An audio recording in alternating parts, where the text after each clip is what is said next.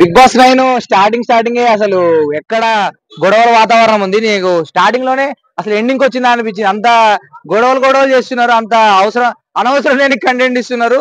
ఇటు కామనర్స్ నుండి ఒకటే ఆ, ఎవరు నేను కనబడితే నేను కనబడాలి, నేను స్క్రీన్ ప్రెజెన్స్ ఇవ్వాలని చూస్తున్నారు. అయితే కొద్దిగా ఓవర్ అనిపిస్తుంది. కామనర్స్ చూస్తుంటే ఓవర్ అనిపిస్తుంది. దమ్ము శ్రీజాని గాని గుండు హరీష్ గాని చూస్తుంటే అనవసరం లేకుండా కంటెంట్ ఇవ్వడం అవసరమా అని అనిపిస్తుంది.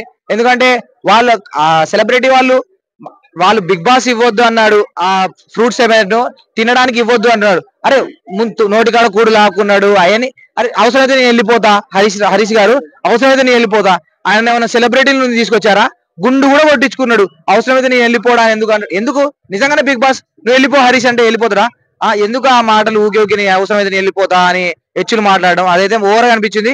ఏదో అందరినీ బెదిరిద్దాం, నాదే నడుపుదాం అన్నట్టు చూస్తున్నాడు. కానీ అట్లుంటే చాలా కష్టం. ఎందుకంటే అందరూ ఎలిమినేషన్ లో వేసి దిగుతారు, తర్వాత ప్రాబ్లం అవుతుంది. అన్న పవన్ రీతి చౌదరి కళ్ళల్లో కళ్ళు పెట్టుకొని చూసుకున్నారు కదా, మీకు ఎలా అనిపించింది? అసలు రీతు చౌదరి అంటే కంటెస్టెంట్ బిగ్ బాస్ కి అలాంటి కంటెస్టెంటే కావాలి. ఎందుకంటే ఎక్కడ కంటెంట్ తగ్గుతుందో అక్కడ కంటెంట్ ఇవ్వడానికి చూస్తుంది Rithu Chowdary. So Bigg Boss ఎక్కడ గేమ్ పెట్టలే, లవ్ గేమ్ పెట్టలే, కళ్ళలో కళ్ళు చూసుకోవాలని పెట్టలే.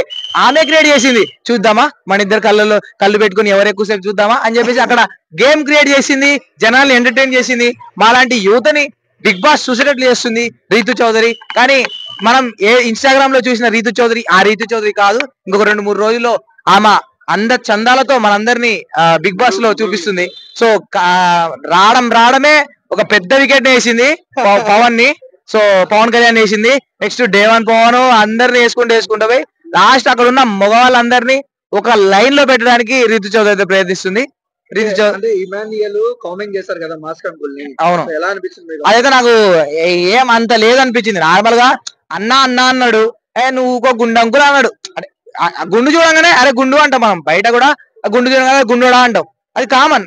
ఇప్పుడు దానికి గుండు అంకుల్ అన్నాడు, మరి గుండు అంకుల్ అన్నాడు, రెస్పెక్ట్ ఇచ్చిండు.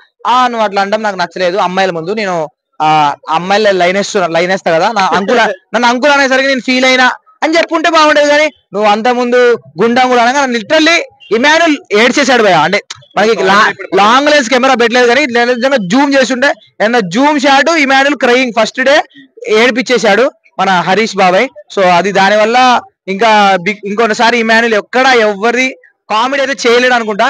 కానీ అట్లా చేయకపోతే చాలా కష్టం. ఖచ్చితంగా కామెడీ చేయాలి, ఇమాన్యుల్ కామెడీ చేయాలి. అప్పుడు ఒక 2-3 మీద సెటైర్లు పడతాయి, దాన్ని వాళ్ళు తీసుకోవాలి. కానీ ఇంత చిన్నదానికే వేశారు కాబట్టి హరీష్ మీద ఇంకా లైఫ్ లో ఎవరు ఆయన దగ్గరికి పోరు, ఆయన జోలికి పోరు, ఆయన మీద జోకులేరు. అట్లయితే